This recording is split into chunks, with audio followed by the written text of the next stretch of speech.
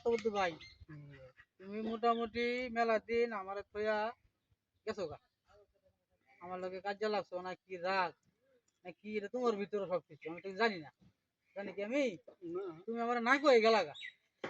তোমার ফোন দিয়ে রিসিভ করো না, তোমার বাইক যাই বাইক থাও না। পরে হচ্ছে তো তোমার বউ ধান কাটবে গেছে। আমারও তো দর্শক মনে করে যে জ্বালায় আলিছে। দর্শক আত্মবুদ্ধি কো আত্মবুদ্ধি কো আত্মবুদ্ধি কো। তোমার আসলে ভিডিও গুলো দর্শকের ভিডিও দেখো না। তুমি যাওয়ার পরে আমি মেলা লোকের ভিডিও করছি কিন্তু ভাই কাম হইতেছে না। তুমি কি কারণে গেলা গো আমার লগের থেকে? আবার আজকে আইলা এটা একটু দর্শকের করে জানাও। ও দর্শক ভাইরা, আমি গেছিলাম আমিনিতে যে বড় ধান কাটার লাগা, যার ফলে 15 থেকে 20 দিন ভিডিও আমরা কম হয়েছে। জনার ভাই আমার লগে দেখা করার লাগে খুব চেষ্টা করছে, কিন্তু আমি বাড়িতে ছিলাম না। হয়তো যেদিন আমি বাড়িতে ছিলাম সেদিন যে আমাকে খোঁজ করে নাই, যার ফলে দেখা হয় নাই। দর্শক ভাইরা, আপনারা মনে কিছু নিয়েন না, কারণ ভিডিও আমরা এখন নতুন করে আজকে থেকে আবার শুরু। এখন প্রতিদিন প্রতিটা ভিডিওর মধ্যে আমাকে পাবেন।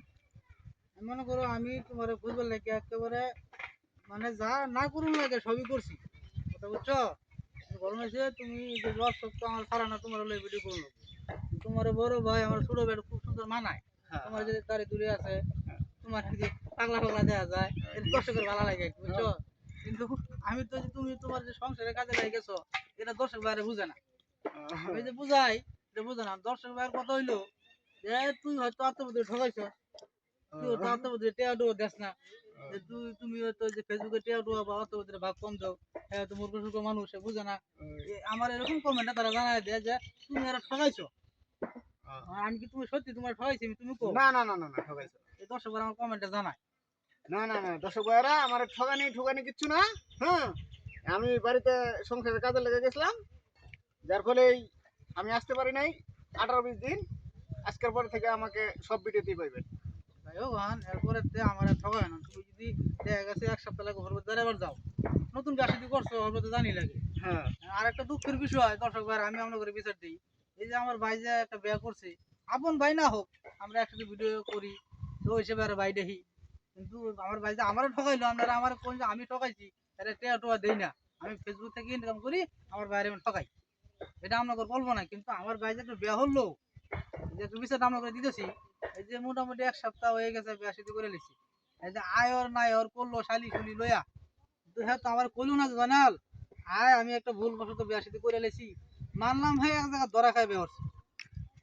আমি গেলে তো আর মান সম্মান গেল কইলে গেল না, কিন্তু এই যে এই ঠকটা আমার দিছে। এই যে ঈদের পরে ইয়ার মনে মধ্যে বিয়ার আয়োজন খাওয়া দাওয়া কুরবানি না দিয়ে একটা সমাজের গোসল তো আমি পাইছি। আমি কি হারবার 7 কেজি গোস্ত খাইলাম হলে? যাই হোক এখন ভুল প্রান্তে মাসিরে আমার ভাই আমরা ঠকাইছে, ঠকাইছে হারা গেছে আর ঠকাঠকি নাই, আমি ঠকাইতাম না। এখন যদি আরো বেশি দিন করে তা আমার দাওয়া দিব। ঠকাইতো না নাকি কও? এরপরে যদি বেশি দিন করো আমার দাওয়াটা দিও। আচ্ছা আচ্ছা ঠকাইও না। আচ্ছা। ঠিক আছে?